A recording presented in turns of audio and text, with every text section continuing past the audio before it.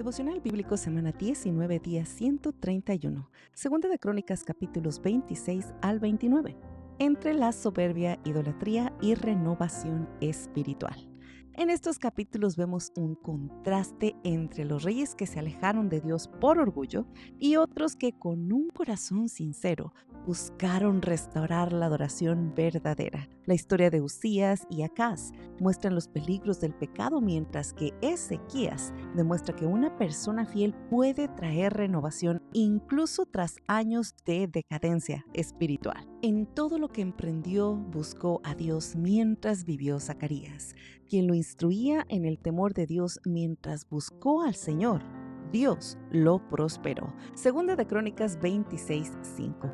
Amados, qué increíbles lecciones que nos dieron grandes enseñanzas, como el comprender que la soberbia arruina incluso a los grandes líderes. Recordemos que en Segunda de Crónicas 26 se narra la historia de cómo Uzías comenzó a reinar a los 16 añitos y fue un rey muy exitoso en lo militar y en la agricultura, porque buscó a Dios. Esto se enfatiza grandemente en la Escritura. Sin embargo, cuando se fortaleció, su corazón se llenó de orgullo y traspasó los límites sacerdotales. Él quemó incienso en el templo y como castigo, Dios lo hirió con lepra y murió aislado, leemos en la Escritura. Pero cuando se hizo poderoso, su orgullo provocó su ruina. Fue infiel al Señor su Dios, pues entró en el templo del Señor para quemar incienso en el altar del incienso, mientras él discutía airadamente con los sacerdotes delante del altar del incienso en el templo del Señor. Le brotó lepra en la frente. Segunda de Crónicas 26, 16 y 19. Amados, esta historia nos hizo recapacitar en la manera en cómo vivimos, en pensar si el éxito que tenemos en nuestra vida nos está llevando a vivir una vida arrogante, en la cual sin darnos cuenta estamos ignorando los límites que Dios ya ha establecido. Es muy fácil vivir en la abundancia, cuando no te falta nada, cuando sientas que no necesitas nada de nadie y comienzas a tomar decisiones totalmente alejadas a los deseos de Dios. Hay que recordar, mis amados, que Dios bendice a todo el que le busca. Entonces, ¿qué va a suceder si dejamos de buscarle? Amados, la soberbia abre la puerta al juicio. Y vimos en esta historia que aún los líderes muy fuertes pueden caer, se tropiezan, porque no importa cuál sea tu posición social, todos podemos caer en pecado si no cultivamos la humildad y la obediencia. Excelente lección. Vimos también un reinado de completa decadencia espiritual. En 2 de Crónicas 27 y 28, leemos cómo Jotam fue un rey recto, pero su hijo Acaz se volvió completamente al mal. Y sé que esto te va a recordar tal vez todo lo que tú has hecho, tu dedicación, tu entrega y ese dolor que sientes al ver que tal vez tus hijos no hacen absolutamente nada de lo que tú estás haciendo. No están siguiendo tus pasos. Las escrituras narran que Acaz cerró el templo y fabricó ídolos, quemó a sus hijos en sacrificio y llevó a Judá a la ruina total. Y su reino fue oprimido por Siria e Israel como juicio de Dios. Y a pesar de todas estas terribles situaciones, persistía en la idolatría. Esto me recuerda a las personas que van de mal en peor y continúan manteniéndose idólatras. Y como lo hemos discutido anteriormente en otros capítulos, la idolatría es todo aquello que toma el primer lugar antes que Dios en nuestras vidas. Hay mucho que pensar acerca de esto. Acaz tenía 20 años cuando comenzó a reinar y reinó 16 años en Jerusalén. Pero no hizo lo que le agrada al Señor su Dios, como lo había hecho David su antepasado.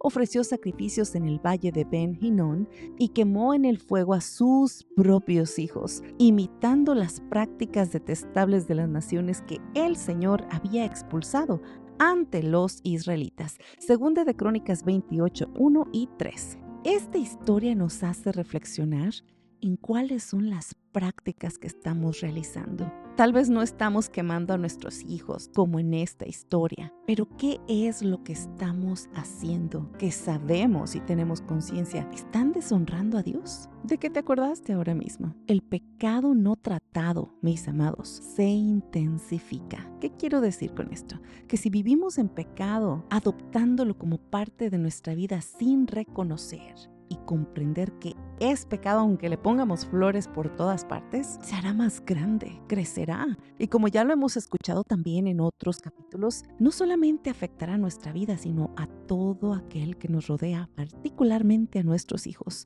Lo que toleramos hoy puede arrastrar a una generación completa a la idolatría, a la falta de temor de Dios, a ese conformismo de vivir lejos de Dios. Acaz, en esta historia, muestra cuán bajo puede caer una nación cuando Dios no forma parte de ella. Hay que invitar a Dios a nuestra vida, a nuestra familia y a nuestra nación. Ayúdanos, Señor. Afortunadamente también vimos que la fidelidad de un joven pudo restaurar la oración. En 2 de Crónicas 29 vimos que Ezequías comenzó a reinar cuando él tenía 29 años y su prioridad era restablecer el templo y la adoración verdadera. La escritura narra que en su primer mes convocó a los sacerdotes, purificó el templo y restauró los sacrificios. Su liderazgo trajo gozo, alabanza y renovación espiritual. En el primer mes del año de su reinado, abrió las puertas del templo del Señor y las reparó. Hizo venir a los sacerdotes y a los levitas, los reunió en la plaza oriental y les dijo: Levitas, escúchenme, conságrense ahora y consagren el templo del Señor, el Dios de sus antepasados, saquen lo impuro del lugar santo. Segunda de Crónicas 29, 3 al 5. Así fue establecido el culto en el templo del Señor. Entonces Ezequías y todo el pueblo se alegraron de que Dios hubiera preparado al pueblo, porque todo se hizo con rapidez. Segunda de Crónicas 29, 35 y 36. ¿Estamos dispuestos, mis amados, a ser instrumentos de restauración espiritual como Ezequías? Incluso cuando atrás de nosotros venga una lista interminable de fracaso, ¿qué tan valientes somos para dar ese primer paso y ser diferentes a los demás? Y aunque parezca que vamos en contra, tener la verdad de las Escrituras y hablar con propiedad, sabiendo y reconociendo que la autoridad de Dios está en cada palabra de la Escritura. No importa cuán corrompido, mis amados, esté nuestro entorno, nuestra vida, nuestra familia, nuestra comunidad, la fidelidad personal puede marcar el inicio de una reforma, un cambio, algo bueno, diferente, verdadero, porque la obediencia y la disposición a actuar traen gozo al pueblo y honra a Dios. Primera de Corintios 10:12 dice: Así que el que cree estar firme, tenga cuidado de no caer. Pablo advertía a los creyentes en Corinto de no confiarse en su posición espiritual. Les recordaba que incluso Israel cayó en el desierto por su arrogancia y desobediencia. Este consejo de Pablo nos recuerda el mismo problema de Uzías y Acaz, porque ellos también cayeron por orgullo y rebelión. Pero gracias al Señor que Ezequías fue exaltado por su humildad. Qué grandes lecciones, amados. La firmeza espiritual requiere dependencia constante de Dios. No importa qué tanto podamos lograr. Si damos pasos dejando a Dios atrás, mis amados, nada saldrá bien. Hay que darle, como siempre, prioridad en nuestra vida.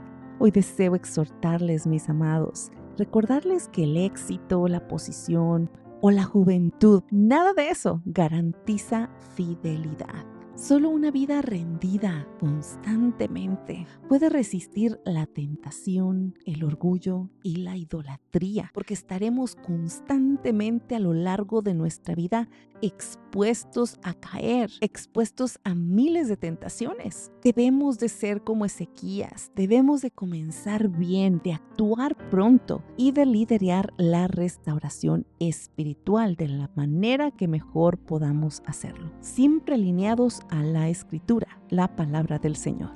Hoy te pregunto, ¿Tu relación con Dios depende de tus circunstancias o de una fe sólida y constante? ¿Has tolerado el pecado personal o una nación sin actuar? ¿Estás dispuesto a liderar con valentía una renovación espiritual en tu entorno? Vamos a orar. Gracias, Padre amado, por tu palabra que nos trae entendimiento y revelación. Padre, te pedimos que examines nuestro corazón, que nos libres de la soberbia, del orgullo que nos arruina, que nos ayudes a permanecer fieles y firmes en medio de tanta idolatría y corrupción. Ayúdanos y danos el coraje como Ezequías para poder limpiar lo impuro, lo equivocado, lo incorrecto de nuestra vida, de nuestras familias, para poder restaurar lo santo y poder así guiar a otros hacia ti. Padre, que nuestra vida sea una ofrenda viva, consagrada a tu gloria. En el nombre poderoso de Jesús. Amén y amén. Recuerden, mis amados, que cada día es una nueva oportunidad para confiar en la dirección de Dios y para descansar en su presencia, avanzando con la certeza de que Él está con nosotros guiándonos hacia su propósito eterno. Que Dios te bendiga. Se despide tu amiga Alejandra Hicks. Hasta la próxima.